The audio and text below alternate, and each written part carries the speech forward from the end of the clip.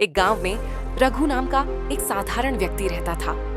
वह भगवान में गहरी आस्था रखता था, लेकिन एक सवाल हमेशा उसके मन में उठता रहता था। अगर भगवान सच में हर जगह है, तो वह मुझे दिखते क्यों नहीं? रघु इस सवाल का जवाब पाने के लिए हर दिन मंदिर जाता, पूजा करता और ध्यान लगाता, लेकिन उसे कोई उत्तर नहीं मिलता। एक दिन रघु ने अपने गांव के एक ज्ञानी साधु से यह सवाल पूछा। साधु मुस्कुराए और बोले, रघु, भगवान को देखने के लिए सिर्फ आंखों की नहीं, बल्कि दिल की जरूरत होती है। अगर तुम्हें भगवान को देखना है, तो सबसे पहले अपने मन को साफ करो। रघु ने साधु की बात सुनी, लेकिन उसे संतोष नहीं हुआ। उसने तय किया कि वह भगवान को खोजने के लिए यात्रा पर निकलेगा। रघु ने अपनी यात्रा शुरू की। वह कई मंदिरों, आश्रमों और तीर्थ स्थलों पर गया।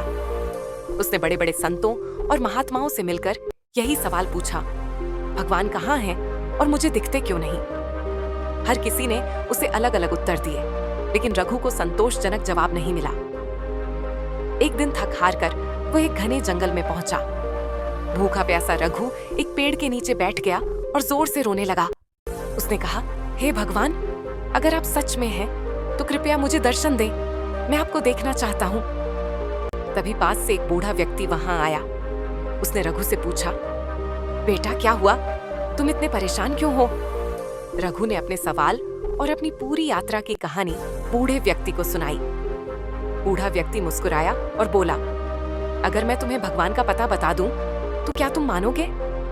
रघु ने उत्साहित होकर कहा, हाँ, जरूर। बूढ़े व्यक्ति ने कहा, भगवान को देखने के लिए तुम्हें उनकी बनाई दुनिया को देखना होगा। जब तुम किसी भूखे को खाना खिलाते हो, जब तुम किसी दुखी व्यक्ति की मदद करते हो, तब भगवान वहीं होते हैं। भगवान हर जगह हैं, लेकिन उन्हें देखने के लिए तुम्हें अपने कर्मों में प्रेम और दया लानी होगी।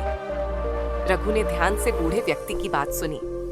वह अब समझ चुका था कि भगवान को देखने के लिए किसी विशेष स्थान पर जाने की जरूरत नहीं है। वह जहां भी किसी की मदद करता है, वहां भगवान की उपस्थिति होती है। रघु गांव लौट आया। अब वह भगवान को हर छोटे छोटे कार्यों में महसूस करता था। जब उसने एक भूखे बच्चे को रोटी दी, तो उसे ऐसा लगा जैसे भगवान ने खुद उसका आशीर्वाद दिया हो। जब उसने एक बूढ़ी महिला का भारी बोझ उठाने में मदद की, तो उसे ऐसा लगा जैसे भगवान उसके पास खड़े होकर मुस्कुरा रहे हो। धीरे धीरे रघु को एहसास हुआ कि भगवान हमें दिखते नहीं, क्योंकि वह हर उस कर्म में छिपे हैं जो प्रेम, दया और सेवा से जुड़ा होता है। उसे अब अपने सवाल का जवाब मिल चुका था। उसने समझ लिया कि भगवान को देखने के लिए आंखों की नहीं, बल्कि एक सच्चे दिल और अच्छे कर्मों की जरूरत होती है। रघु ने पूरे गांव में यह सीख फैलानी शुरू कर दी, और अब लोग भी यह मानने लगे कि भगवान हर जगह हैं। बस हमें उन्हें महसूस करना सीखना होगा।